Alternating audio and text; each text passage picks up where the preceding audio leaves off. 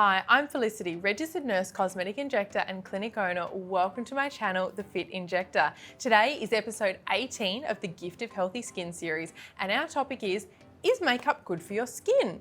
Okay, so you currently love the coverage and look of your makeup, but did you know that it could actually be damaging to your skin?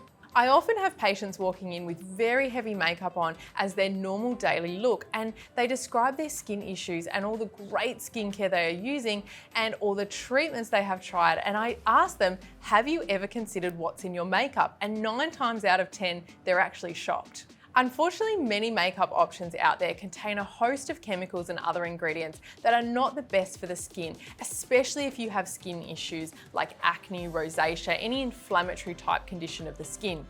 These products can cause irritation, itchiness, dryness, breakouts, and aging. So what can happen if you're wearing unsuitable makeup products? Well, you can get clogged pores because the skin's unable to breathe, making it a great environment for breakouts. Not wearing sunscreen under the makeup or products that do not contain sunscreen, leading to sun damage and aging. Sleeping in your makeup because the makeup not only goes into your pores, it actually breaks the elastin, which causes wrinkles. Please don't sleep in your makeup. And then it can also cause dryness or oiliness, allergic reactions to certain ingredients in the makeup as well. So how do you choose a more skin-friendly option? Well, firstly, try and embrace a few extra makeup-free days because your skin will just love you for it. Then do some research on some products that have natural, organic, skin-friendly ingredients and preferably with added SPF. Mineral foundations have come a long way in the last few years, providing great options in both liquids and powders and great coverage compared to what it used to be. And tinted sunscreen products have also improved with both lighter and heavier coverage options, which you can build up if you do prefer a heavier coverage. But the benefit of these is they also have added antioxidants, which is so good for your skin. So let's give you an example. So my everyday wear is the Day Protect from my range, which is a clear 50+ zinc-based sunscreen, so a physical sunscreen. Go back and watch the videos about physical and chemical sunscreens if you'd like to learn more. So that is also a moisturizer because it has added niacinamide, which is vitamin B, and also hyaluronic acid, so it's really hydrating.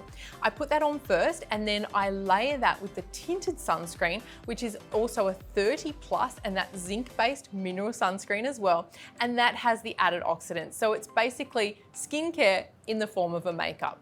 So I can apply that really lightly just for my day-to-day wear, or I can apply that more heavily depending on the coverage I want. Say I'm going out, or sometimes I'll also apply a mineral powder over the top for an all-day lasting finish. And if there is an event I'm going to where I do need much more of a coverage, I use a mineral foundation with, of course, added sunscreen and an added hyaluronic acid because my skin's naturally quite dry and I find makeup products very drying to my skin. So I'm always choosing things that have got the zinc because that's really calming for our skin, and the added hyaluronic acid to hydrate the skin. Thank you so much for watching this video. I hope this helped answering some of those questions about your makeup and also got you thinking about what's in your makeup. And that might be one of those last pieces of the puzzle to you if you're still having skin issues when you've covered a lot of those other things that we've talked about in these last few videos. Drop any comments below, give me a thumbs up. Don't forget to subscribe, and I'll see you tomorrow.